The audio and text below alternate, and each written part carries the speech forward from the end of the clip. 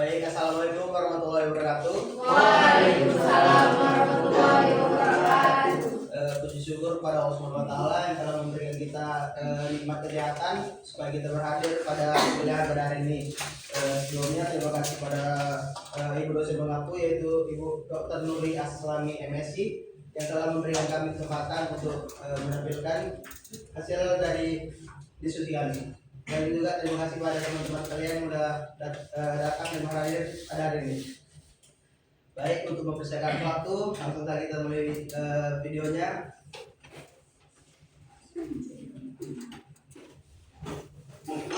Side-eye. Criminal offensive side-eye. Assalamualaikum warahmatullahi wabarakatuh. Video ini dibuat dengan tujuan untuk memenuhi salah satu tugas mata kuliah Sistem Manajemen Mutu dengan dosen pengambilan Dr. Nuri Aslami MSc. Sebelum masuk ke pembahasan, izinkan kami memperkenalkan diri terlebih dahulu. Yang pertama dengan saya sendiri, Bismillahirrahmanirrahim, Kendra nomor 0506232084. Selanjutnya, Miski Amalia Lubis dengan nomor 0506233145. Dan yang terakhir, Aryazi Arman dengan NIM 0506232166. Kami akan mempresentasikan materi konsep of employee involvement and empowerment. Menjelaskan konsep employee involvement dan empowerment atau EIO. Konsep employee akan pentingnya keterlibatan dan pemberdayaan karyawan dalam organisasi modern. Employee involvement berarti partisipasi aktif karyawan dalam pengambilan keputusan dan kontribusi ide. Sedangkan employee empowerment adalah perlimpahan wewenang, kepercayaan serta otonomi dalam bekerja. Inti dari EIO adalah menciptakan lingkungan kerja partisipatif, inovatif, dan produktif, sehingga karyawan merasa dihargai, termotivasi, dan berkomitmen pada tujuan organisasi. Ada beberapa teori-teori tentang EIO. Yang pertama dari Kanter tahun 1977. Struktural empowerment menjelaskan bahwa pemberdayaan dipengaruhi oleh akses karyawan terhadap sumber daya, informasi, dukungan, dan peluang. Struktur organisasi yang terbuka akan membuat karyawan lebih mudah berinisiatif dan merasa memiliki kendali. Lalu yang kedua ada teori dari Concordan Kadugo tahun 1988. Model proses pemberdayaan menekankan bahwa pemberdayaan adalah proses psikologis yang membangun rasa percaya diri, tanggung jawab, dan kendali, dukungan atasan, kejelasan peran, dan kesempatan partisipasi aktif menjadi kunci. Dan yang ketiga ada teori dari Thomas dan Feldhaus tahun 1990. Model kognitif pemberdayaan menguraikan 4 dimensi pemberdayaan psikologi. Yang pertama itu meaning atau makna, yang kedua ada kompetens atau keyakinan kemampuan, lalu ada choice atau kebiasaan pengambilan keputusan, pengaruh pada hasil organisasi. Kasus ini membahas penerapan employee empowerment strategi di sebuah perusahaan manufaktur komponen otomotif di Karawang, Indonesia. Penelitian dilakukan oleh Denny Krisnawan Hartono dengan fokus pada bagaimana keterlibatan karyawan mempengaruhi kinerja perusahaan dalam kondisi bisnis yang penuh tantangan muka.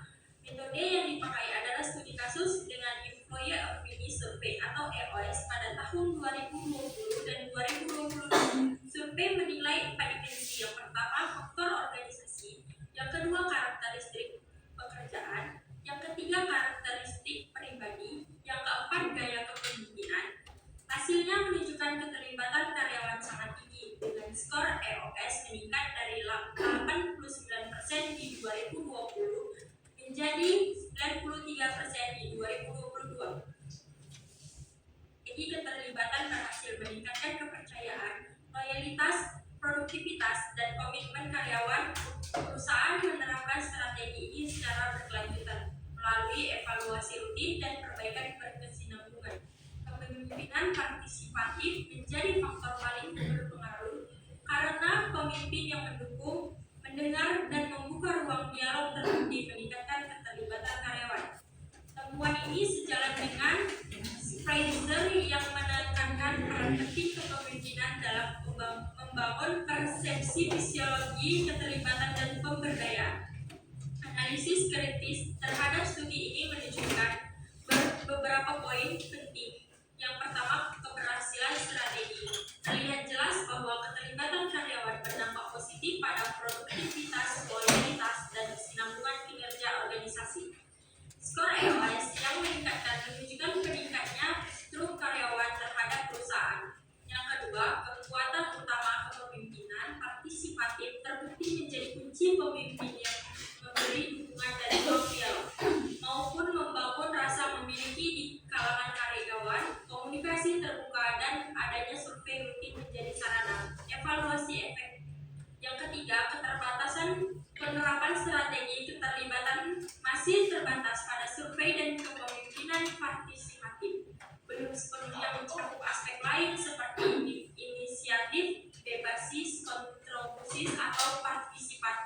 karyawan dalam pengambilan keputusan.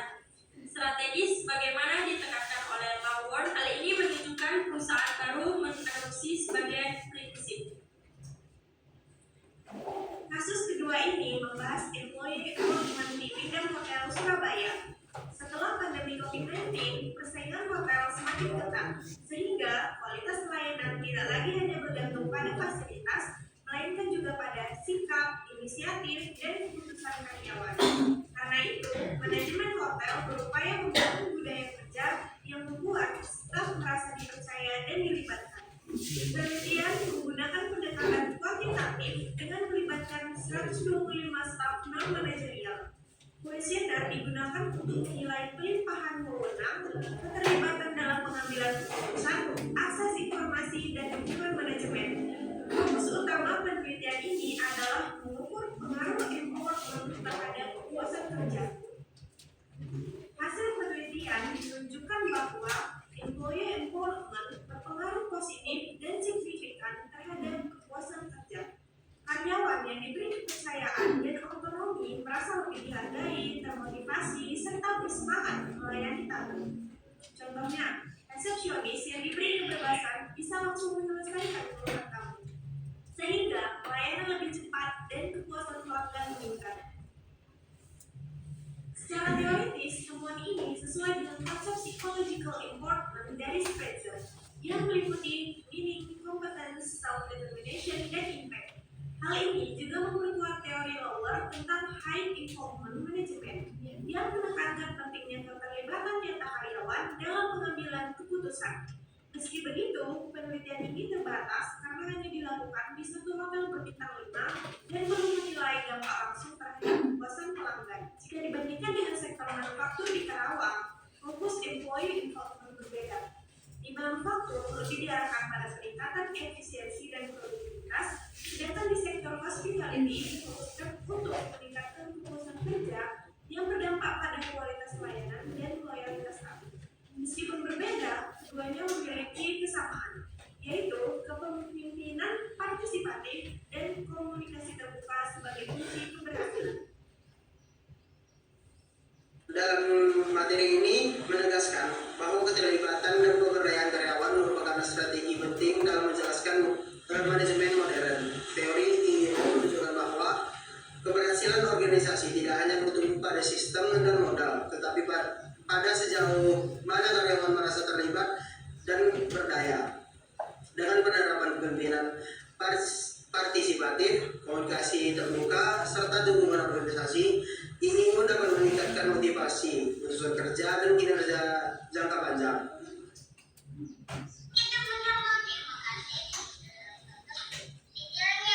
Waduh, gaya banget sih lo.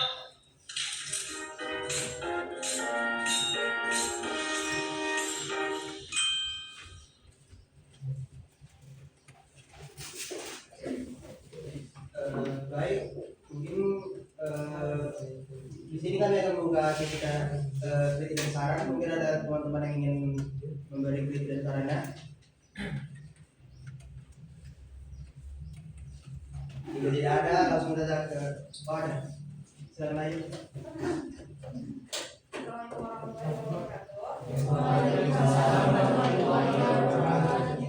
Sebelumnya terima kasih pada kawan perempuan telah bicara saya memberi kritik dan saran. Seperti yang kita tahu ya, maksud dan tujuan kita membuat video presentasi ini untuk agar nggak terlalu maaf cakap bosan lah gitu kan.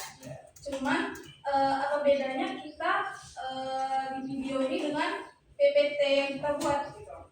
Jadi ada saran saya, itu kritik saya. Saran saya ada baiknya jika agak diberikan animasi sedikit mengenai materi-materi kita gitu kan. Jadi biar nggak terlalu full teks gitu di dalam video gitu. Oke, begitu saran dan kritik saya. Terima kasih, saya kembalikan. Baik, terima kasih. Apakah ada kawan yang ingin memberi kritik dan saran lagi? Kalau tidak ada, langsung saya masuk ke sesi selanjutnya, yaitu sesi tanya jawab. Apakah ada kawan yang ingin memberi pertanyaan? Jadi di kelompok 1 Oh, ya. bukan maksudnya gitu loh, dari kelompok 1, 2, 3 gitu terserah, tapi setiap kelompok ada perwakilan.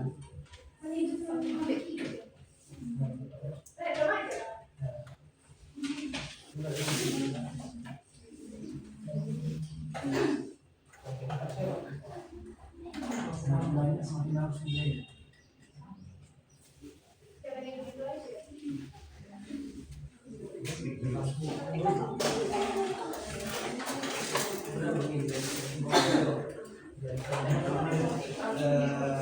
Pertama, Ani.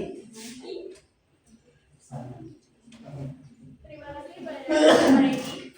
Jadi menurut saya bagaimana fenomena tagar kabur aja dulu mencerminkan kegagalan employee involvement dan empowerment di perusahaan-perusahaan di Indonesia. Nah, misalnya apakah banyak karyawan yang merasa tidak punya ruang pengaruh sehingga memilih kabur melalui opsi pindah kerja atau bahkan pindah negara. Sebelumnya saya dari perwakilan kelompok 9. Saya kembalikan ke Baik, terima kasih. Ini selanjutnya kita Saya perwakilan dari kelompok 6. Pertanyaannya itu dalam studi kasus kalian itu studi bidang Kota Surabaya menunjukkan pemberdayaan meningkatkan kekuatan kerja. Menurut kalian bagaimana cara memastikan bahwa kepuasan kerja karyawan juga benar-benar berdampak pada kualitas layanan pelanggan? baik, terima kasih. Selanjutnya pertanyaan dari Randy. Ada di Hafiz. Jadi saya habis ini bertanya mengenai, jadi kan di struktur website Windows Kota Surabaya menekankan yang empowerment berpengaruh pada porsi kerja. Jadi bagaimana menurut materi penerapan empowerment di sektor publik misalnya birokrasi pemerintah, apakah faktor porsi kerja memiliki dampak yang sama terhadap kualitas layanan publik seperti layanan hotel? Baik, terima kasih. Beri kami waktu sebentar untuk berdiskusi.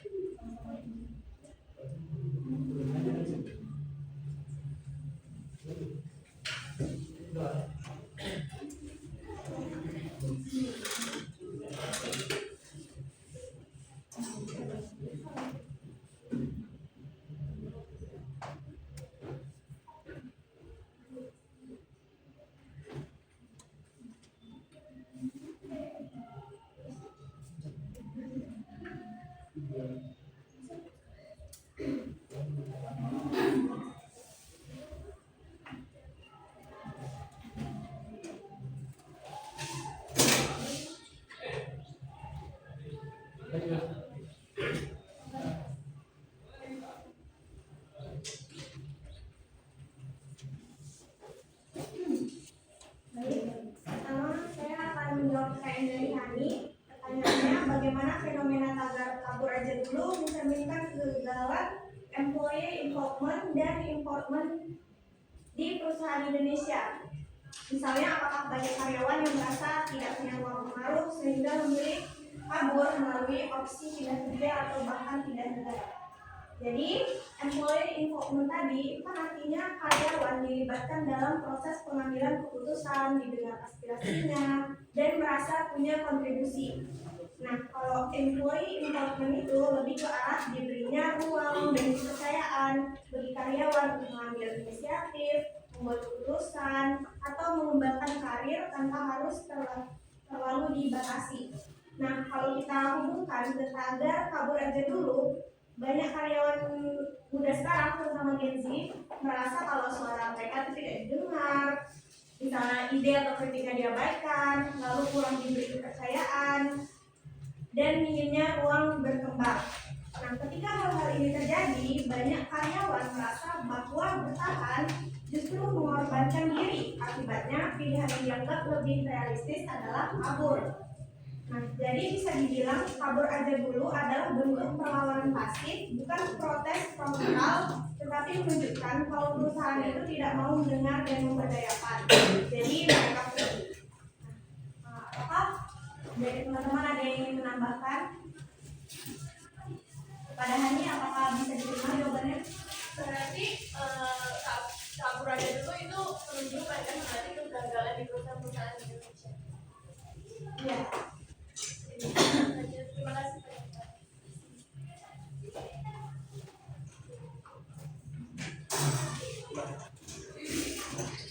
Baik, di sini saya akan menjawab pertanyaan dari Hafiz. Pertanyaannya, hasil penelitian Weinberg, Hotel Surabaya menekankan empowerment berpengaruh pada kepuasan kerja. Bagaimana menurut Anda penerapan empowerment di sektor publik, misalnya birokrasi pemerintah? Apakah faktor kepuasan kerja memiliki dampak yang sama terhadap kualitas layanan publik seperti pada yang di hotel? Baik, empowerment di sektor publik berarti memberi pegawai ruang untuk mengambil keputusan dan berinovasi. Sama seperti di hotel, hal ini dapat meningkatkan kepuasan kerja karena pegawai merasa dipercaya dan dihargai. Bedanya di sini, di birokrasi kepuasan kerja tidak selalu langsung terlihat pada kualitas layanan, karena masih dipengaruhi aturan yang kaku dan hierarki organisasi. Tetapi jika empowerment didukung oleh penyederhanaan prosedur dan teknologi, maka dampaknya pada kualitas layanan publik bisa setara bahkan melampaui sektor swasta. Mungkin cuma itu yang bisa saya sampaikan. Apakah ada kawan-kawan yang ingin menambahi? Berarti kualitas layanan pemerintah lebih buruk daripada swasta gitu. Sekarang mungkin ya. Kalau tidak Pak?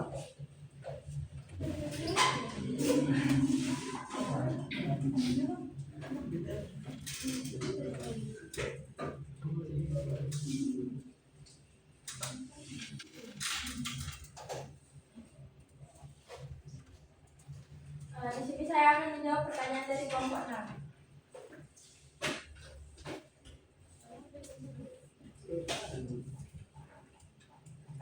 Langsung saja jawabannya. Studi di Windhaven Hotel Surabaya membuktikan bahwa ketika karyawan merasa diperdayakan, mereka juga merasa lebih puas dalam bekerja. Tapi supaya kepuasan kerja itu benar-benar berdampak pada kualitas layanan pelanggan, perusahaan harus memastikan ada jembatan yang menghubungkan keduanya.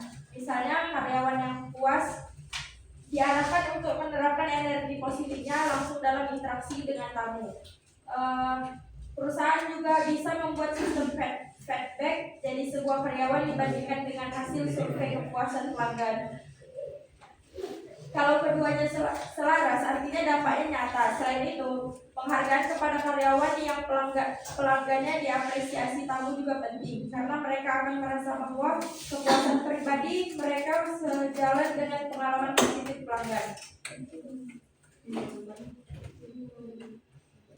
Pak Daun, silakan. Baik, sedikit tambahan dari saya dari pertanyaan Anda. Mungkin juga bisa dengan budaya empowerment ini perlu dihubungkan dengan standar layanan, yaitu pemberdayaan tidak boleh berhenti pada level internal atau kepuasan kerja saja, tetapi harus diturunkan ke standar pelayanan yang dirasakan tamu. Yang kedua itu juga mungkin bisa dengan dukungan manajemen dan kepentingan partisipasi, yaitu hasil penelitian menegaskan bahwa dukungan manajemen menjadi kunci. Tanpa kepemimpinan yang mendorong inisiatif karyawan, kepuasan kerja bisa berhenti pada level psikologis karyawan. Mungkin segitu saja tambahan dari saya. Terima kasih kepada materi. Ya, betul yang dibilang oleh pemateri tadi dengan beberapa langkah. Cuman saya menambahkan satu langkah aja, yang dimana perusahaan sebaiknya menetapkan indikator kinerja yang jelas. Misalnya keramahan dalam menyambut tamu, kemudian kecepatan merespon permintaan dari para karyawan atau dari para peminta, kemudian kemampuan menyelesaikan keluhan. Yang dimana indikator tersebut mungkin akan meningkatkan untuk membantu menilai apakah kepuasan kerja benar-benar terjamin dalam perilaku melayani dari sebuah perusahaan tersebut. Baiklah, jadi saya menambahkan terkait pertanyaan dari Nanda sedikit aja. Nah, jadi beberapa perusahaan itu harus ada yang namanya pelatihan untuk karyawan nih. Biar pelatihan itu bermaksud dengan tujuan apa? Biar pelatihan yang dibuat itu bisa membuat pegawai itu tahu gitu cara-caranya biar berdampak sama pelanggannya tersebut bagaimana gitu kan. Terus juga seluruh karyawan itu harus ditanamkan budaya yang baik gitu biar budaya tersebut itu berdampak untuk pelanggannya juga gitu. Jadi pelanggan itu merasa puas terkait budaya-budaya yang ada di perusahaan tersebut. Mungkin juga terakhir para karyawan yang memiliki bakat yang baik gitu kan bisa berusaha memberikan apresiasi terhadap pegawai tersebut. Sekian tambahan dari saya kembalikan. Sedikit nambahin saja dari yang Bapak Ibu Ahmed.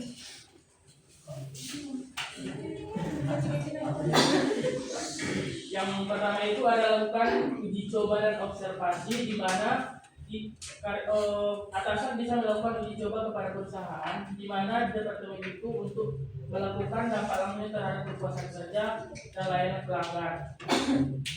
Yang kedua itu ada strategi baru di mana kita menindaklanjuti umpan balik kepada karyawan dan tunjukkan kepada karyawan bahwa masukan-masukan mereka itu dihargai dan mengimplementasikannya dengan saran yang mereka ambil dan juga mengintegrasikannya dengan perubahan tersebut supaya karyawan itu bisa menerima dan menjalankan hasil dari atas pimpinan.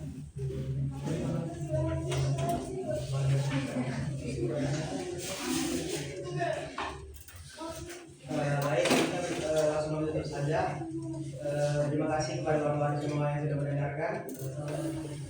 Lebih dan kurang kami mohon maaf. Kami akhiri. Assalamualaikum warahmatullahi wabarakatuh. Waalaikumsalam warahmatullahi wabarakatuh. Kelompok 4 kelas di satu video aja, dengan video ini.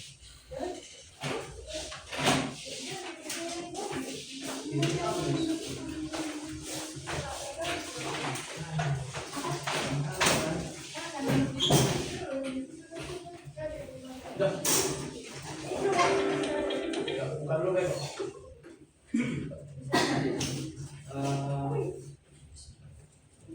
Assalamualaikum warahmatullahi wabarakatuh. Waalaikumsalam warahmatullahi wabarakatuh. Selamat pagi semuanya. Pagi. Bersyukur kita kepada Allah Subhanahu Wa Taala yang dimana telah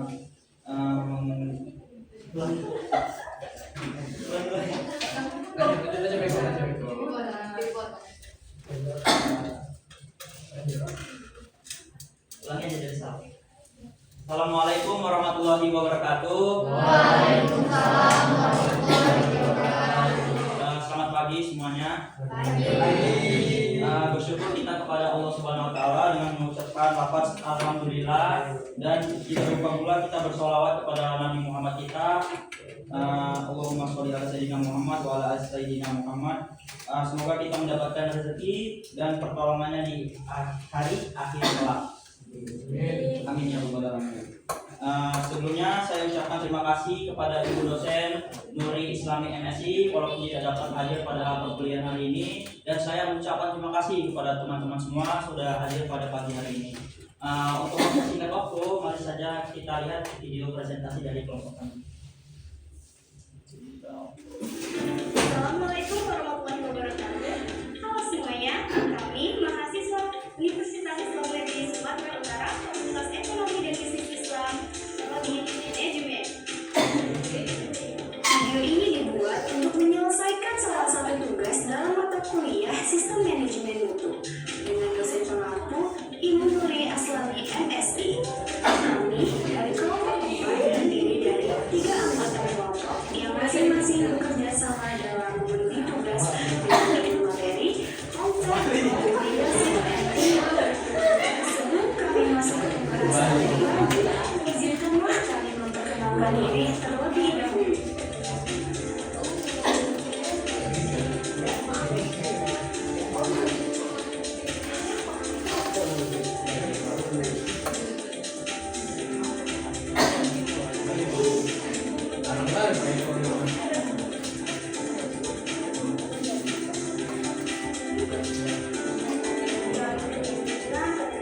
Penjelasannya menjelaskan bagaimana seseorang pemimpin mampu mempengaruhi perilaku, sikap, serta kinerja pengikutnya dalam sebuah organisasi. Kepemimpinan adalah proses mempelajari orang lain untuk menghasilkan situasi, memiliki tujuan, mengorganisir aktivitas kerja, serta menjalankan hubungan kerjasama.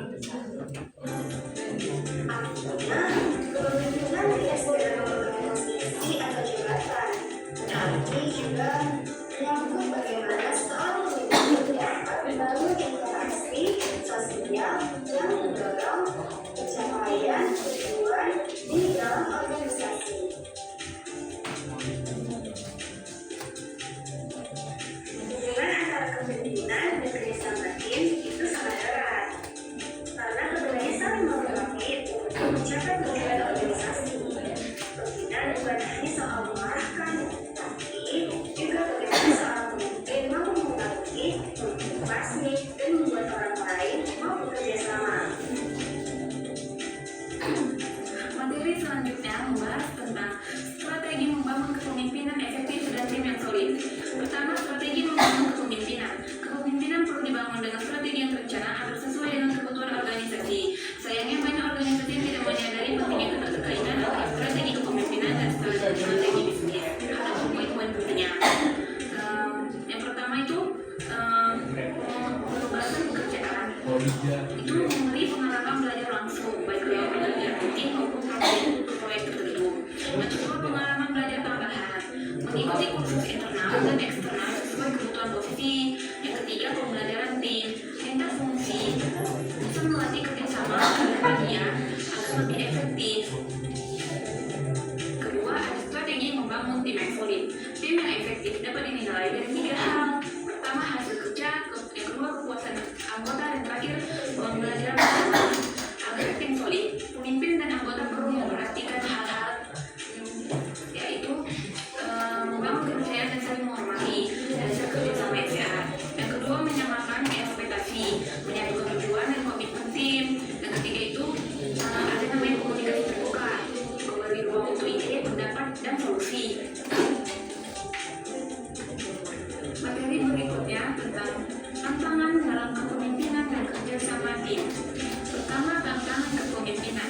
Seorang pemimpin tidak pernah statis, melainkan harus menyesuaikan diri dengan perubahan zaman.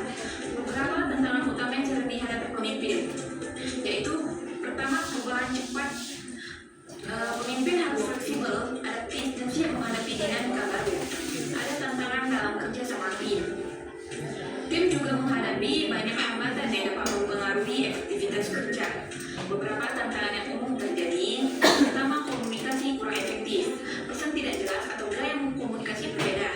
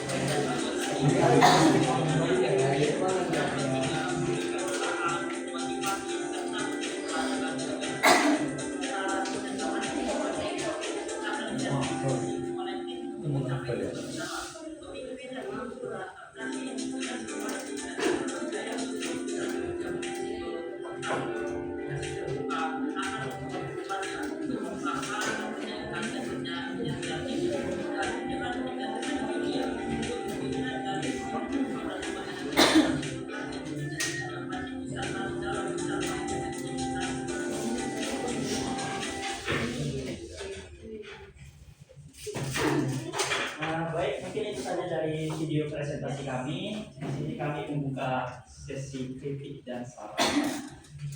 Teman-teman, siapa yang mau kritik dulu? Dimulai dari Mas Ferry yang sebutkan nama kelompok. Assalamualaikum warahmatullahi wabarakatuh. Saya Muhammad bin Khair dari kelompok 5. Sedikit mengkritik yang dimana dari video yang ditampilkan dari Nova tadi suaranya udah tinggi, udah bisa ngimbangi sama backsoundnya. Kemudian masuk ke Khadijah, suaranya makin pelan. Baru masuk lagi ke Eko, suaranya makin hilang. Baru juga Khadijah terlalu cepat, lebih disantaikan lagi. Eko tadi udah santai, cuman suaranya kepelanan. Iya, karena deteksi ini dari jauh. Iya. Ada lagi nggak? Jadi kritik saya juga mengenai suara, tapi saya juga ingin memberi syarat jika memang suaranya kecil itu karena rekaman videonya itu dari jarak jauh, maka saran saya itu backsoundnya aja yang dikecilin lagi volumenya. Atau jika dalam perekamannya itu dalam jarak yang jauh, alangkah baiknya yang ngomong itu pakai mic dari handphone atau apa gitu, biar suaranya lebih jelas seperti itu. Terima kasih. Ada lagi nggak teman-teman? Oke, tampaknya sudah ada. Nah, kemudian kami di sini membuka sesi diskusi bagi 3 perwakilan kelompok.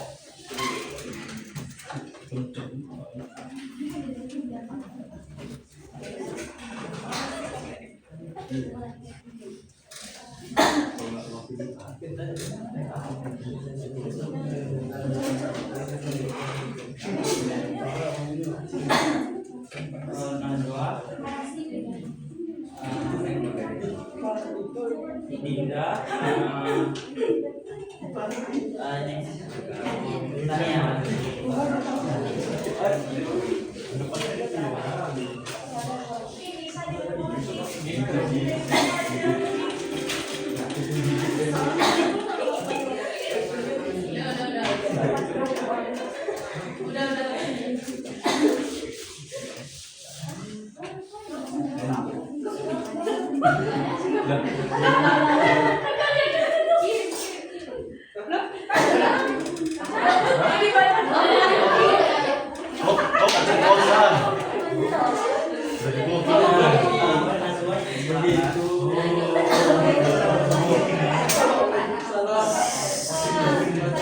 Dari kelompok 2. Jadi di dalam makalah kan dijelaskan ya bahwa kepemimpinan dan kebijakan adalah 2 hal yang saling melengkapi. Namun dalam praktiknya kita kan sering menghadapi tantangan seperti konflik internal dan kurangnya kepercayaan antar anggota tim. Nah, menurut kelompok 4, strategi kepemimpinan apa yang paling efektif untuk menjaga kekompakan tim agar tujuan organisasi tetap tercapai, terutama di era digital saat ini? Itu saja pertanyaan saya. Terima kasih. Assalamualaikum warahmatullahi wabarakatuh. Pertanyaan ini bikin banyak. Tania, dipersilakan. Baik, terima kasih.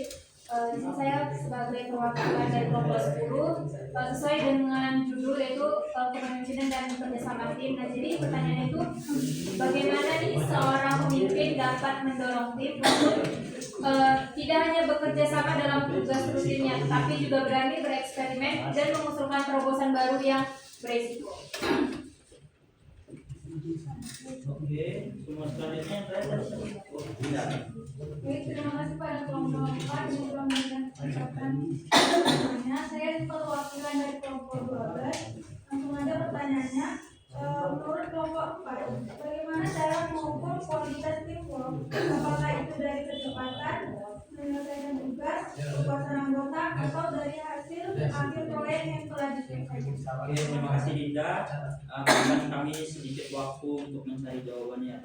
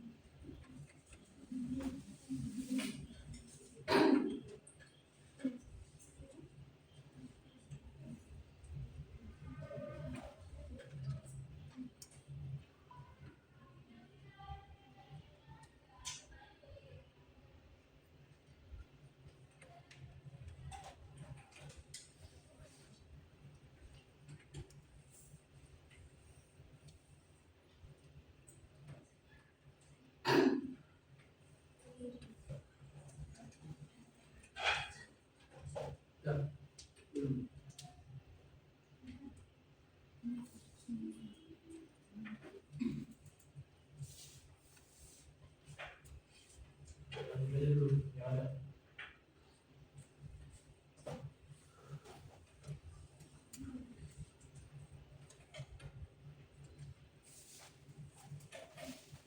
di sini saya akan menjawab pertanyaan dari Najwa Hanifah.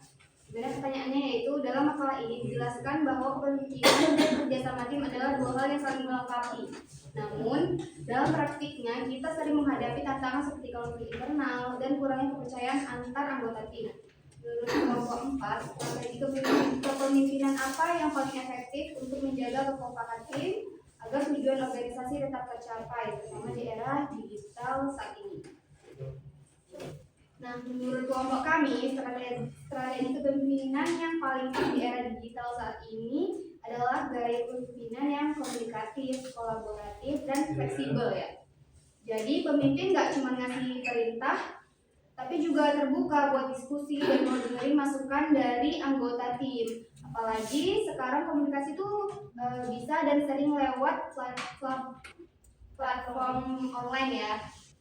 Jadi pemimpin harus jelas, transparan, dan nggak bikin informasi yang setengah-setengah supaya nggak ada salah paham atau miskomunikasi. Selain itu, pemimpin juga perlu ngasih apresiasi biar anggota tim tuh merasa dihargai. Dengan cara ini tuh ya kepercayaan bisa dibangun, konflik bisa dikurangi, dan tim tetap kompak buat mengejar tujuannya bareng-bareng. Nah, Najwa? Ada yang ditambah, ada yang menambahi? Obi, silakan. Sedikit menambahi tentang jawaban dari Bapak. Yang pertama itu ada fleksibilitas dan responsibilitas, di mana yang era digital pada saat ini harus membutuhkan pemimpin yang mampu beradaptasi dan merespon perubahan teknologi dan lingkungan secara cepat dan inovatif untuk mendukung eksplorasi ide-ide yang baru dan eksperimen. Selanjutnya itu ada komunikasi yang kedua arah, di mana dia bisa mengembangkan komunikasi yang terbuka, jelas, dan konsisten, dan sediakan juga umpan balik secara teratur dan dinasakan dengan baik untuk meningkatkan pemahaman antar pemimpin dengan anggota tim tersebut. Dan yang terakhir ada penggunaan data untuk mementingkan keputusan, di mana gunakan data-data tersebut sebagai aset yang terpenting untuk mendukung pengambilan keputusan yang lebih baik, dan juga pastikan organisasi berada dalam di jalur yang benar dan tidak ada konflik menjadi antara tim. Masuk ada lagi?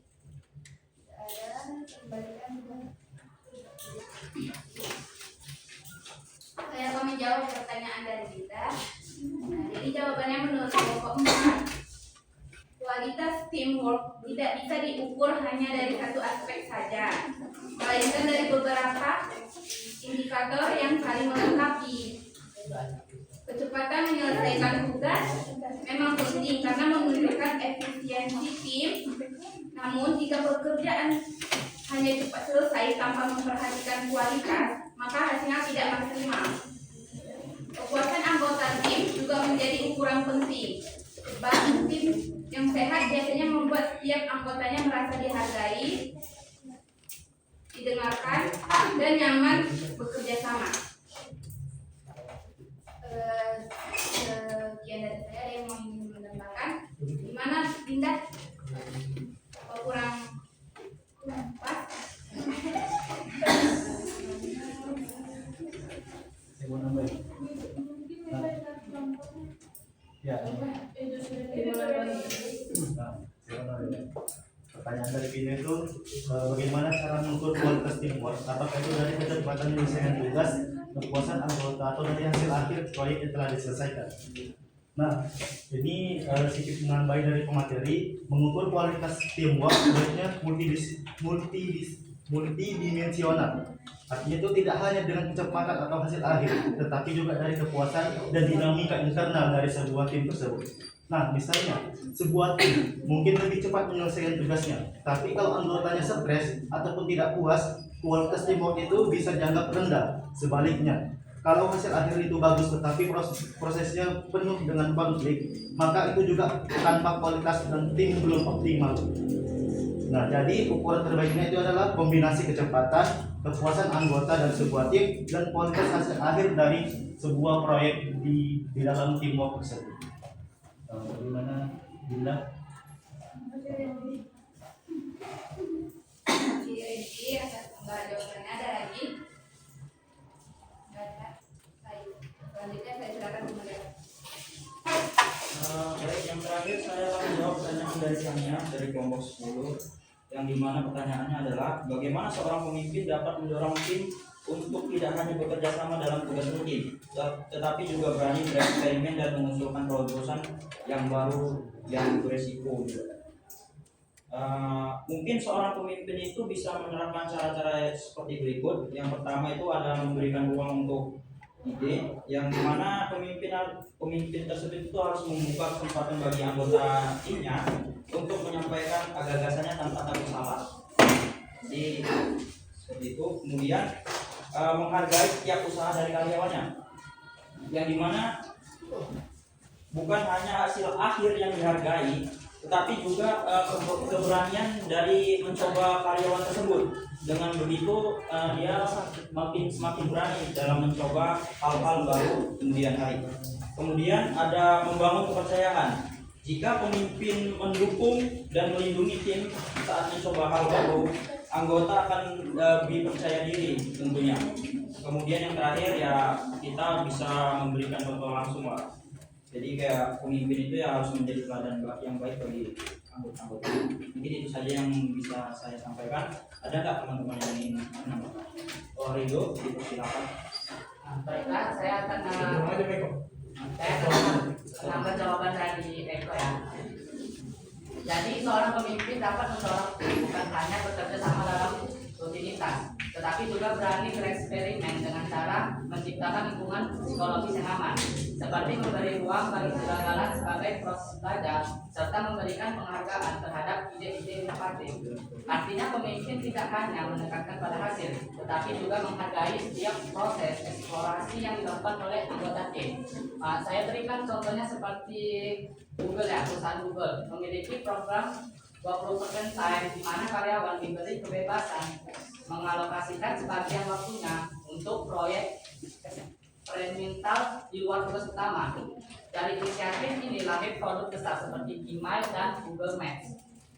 Di level organisasi yang lebih kecil, seorang pemimpin dapat mengadakan sesi ide sharing mingguan, di mana ide liar sekalipun didengar tanpa langsung dihakimi, lalu dipilih mana yang layak diuji coba dalam skala kecil. Itu saja tambahan yang dapat saya sampaikan. Oke, terima kasih dari Ridho. Mungkin itu saja dari sesi diskusi. Terima kasih kepada teman-teman semuanya sudah mendengarkan, sudah bertanya kepada kami. Mungkin kami tutup saja. Wabillahi taufiq wal hidayah. Wassalamualaikum warahmatullahi wabarakatuh.